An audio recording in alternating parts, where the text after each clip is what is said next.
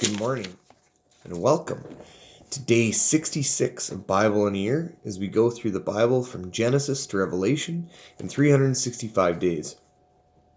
My name is Pastor Jay Lutz, and today we are going to be continuing in our period of desert wanderings as we broke up the Bible into sections.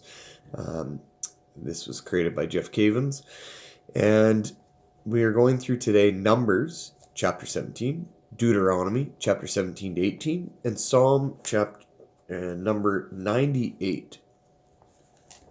Now in number 17, God tells Moses to take a staff from each leader of every ancestral tribe to be placed in the tent of meeting. The staff belonging to the man God chooses will sprout. And we see Aaron becomes the example of his staff not only sprouts, but it buds, blossoms, and produces almonds. In Deuteronomy 17:18, God speaks to Moses about why he hates the worship of other gods. God also requires from the court, like the court of law, and what he requires for the kings of Israel. In chapter 18, God outlines the laws concerning offerings to the priests and the Levites, what spiritual practices are detestable to the Lord, and the role of the prophet that God will be sending to the people. Lastly, we will be reading Psalm 98. This continues in our long line of royal psalms. These are psalms of praise to the King of all kings. So let's get started on Numbers chapter 17. The Lord said to Moses, "Speak to the Israelites and get 12 staffs from each of them, one from the leader of each of their ancestral tribes. Write the name of each man on his staff. On the staff of Levi, write Aaron's name. For there must be one staff from the head of each ancestral tribe. Place them in the tent of meeting in front of the testimony, where I meet with you. The staff belonging to the man I choose will sprout, and I will rid myself of this constant grumbling against you by the Israelites." So Moses spoke to the Israelites, and their leaders gave them 12 staffs, one from the leader of each of their ancestral tribes, and Aaron's staff was among them. Moses placed the staffs before the Lord in the tent of the testimony. The next day Moses entered the tent of the testimony and saw that Aaron's staff, which represented the house of Levi, had not only sprouted, but had budded, blossomed, and produced almonds. Then Moses brought out all the staffs from the Lord's presence to all the Israelites. They looked at them, and each man took his own staff. The Lord said to Moses, "Put back Aaron's staff in front of the testimony, to be kept as a sign to the rebellious. This will put an end to their grumbling against me, so that they will not die." Moses did just as the Lord commanded. The Israelites said to Moses, "We will die. We are lost. We are all lost. Anyone who even comes near the tabernacle, Lord, will die. Are we all going to die?" That's our first reading. Our second reading comes from Deuteronomy chapter 17. "Do not sacrifice to the Lord your God an ox or a sheep that has any defect or flaw in it, for that would be detestable to him. If a man or woman living among you in one of the towns the Lord gives you is found doing evil in the eyes of the Lord your God in violation of his covenant, and the contrary to the commands has worshipped other gods, bowing down to them, or to the sun, or to the moon, or to the stars of the sky, and this has been brought to your attention, then you must investigate it thoroughly.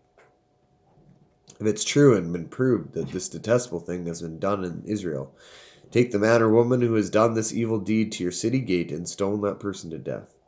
On the testimony of 2 or 3 witnesses a man shall be put to death, but no one should be put to death on the testimony of only one witness.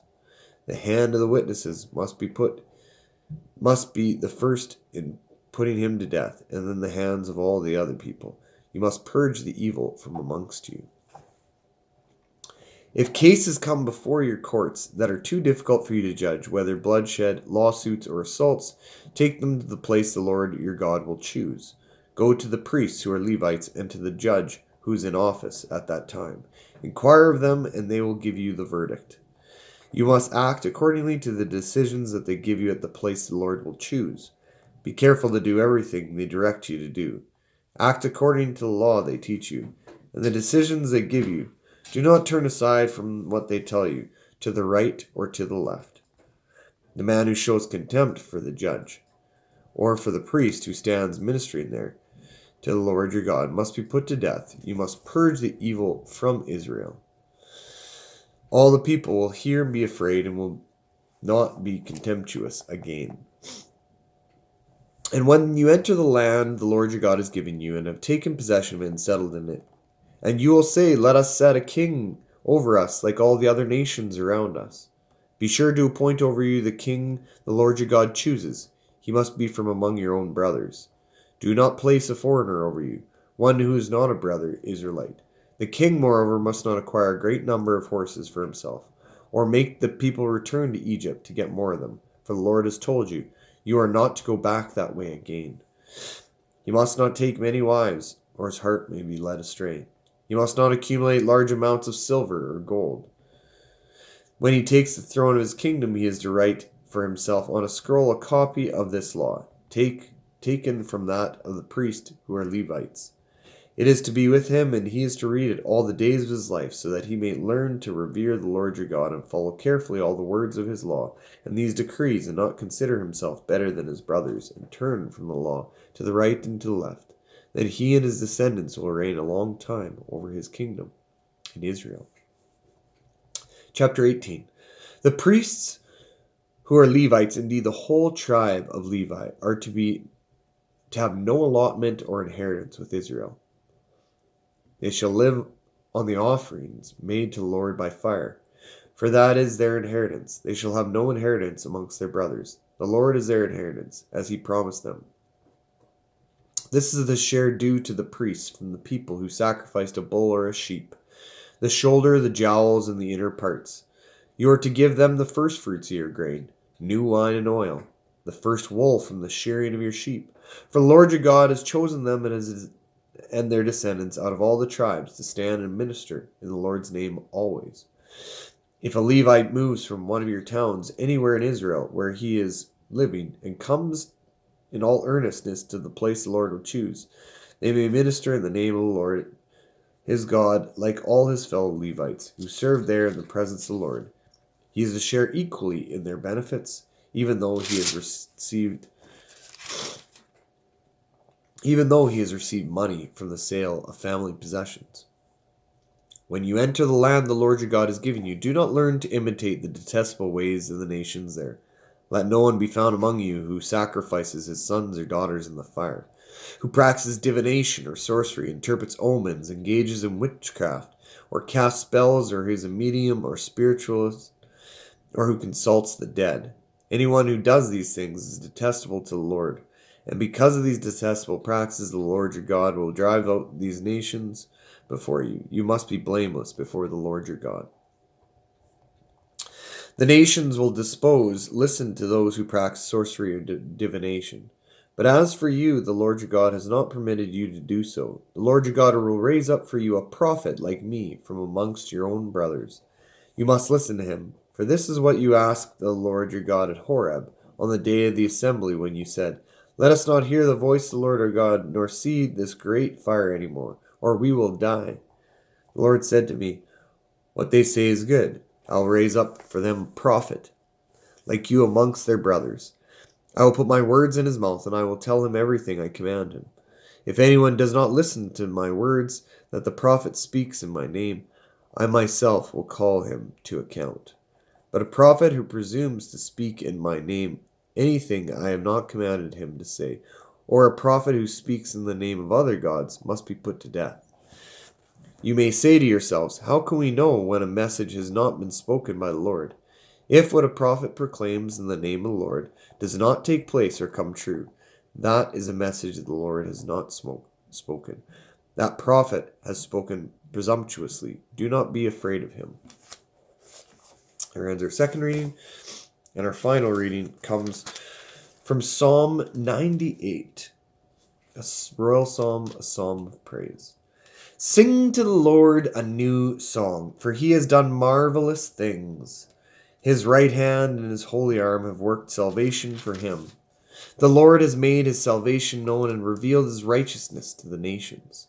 He has remembered his love and his faithfulness to the house of Israel. All the ends of the earth have seen the salvation of our Lord. Shout for joy to the Lord, all the earth. Burst into jubilant song with music. Make music to the Lord with the harp and the sound of singing, with trumpets and the blast of the ram's horn. Shout for joy before the Lord the King. Let the seas resound and everything in it, the world and all who live in it. Let the rivers clap their hands. Let the mountains sing together for joy. Let them sing before the Lord. For he comes to judge the earth. He will judge the world in righteousness and the people with equity. Here ends our final reading. We see again, when praise happens, it resounds. It's like when Jesus is in the final week. He's going in Jerusalem. And it says when he is on the colt, the donkey, he walks through, and the Pharisees say to him, "Tell your people to be quiet. They're making too much noise." And Jesus says, even if they are quiet, the stones will cry out. The whole earth is resounding in his praise. The whole earth is resounding in his singing and jubilation. We see here, the rivers will clap their hands, the mountains sing for joy. Let them sing before the Lord, for he comes to judge the earth. He will judge the world in righteousness and the people with equity. It's a beautiful imagery.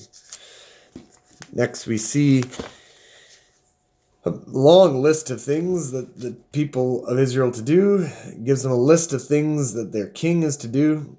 A previous sermon I talked about that the problem that came with the division of the kingdom under the kings, that with King Solomon broke the majority of these things that were asked of him as a king, and so this is why the kingdom was ripped out of his hands. We see the importance of the courts of law, which will later, when places like Canada, the United States, our law systems are built upon the Bible, and this is the beginning of it. So it's kind of cool to see that these are the outworkings of later societies.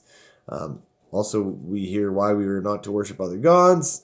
The role of judges, why, and many other things that we are to do as God's people, and the role of the prophet, and that the prophet will be like God, and God will continue to speak to him. But I like this part that he says, "How will you know that this message is spoken by the Lord?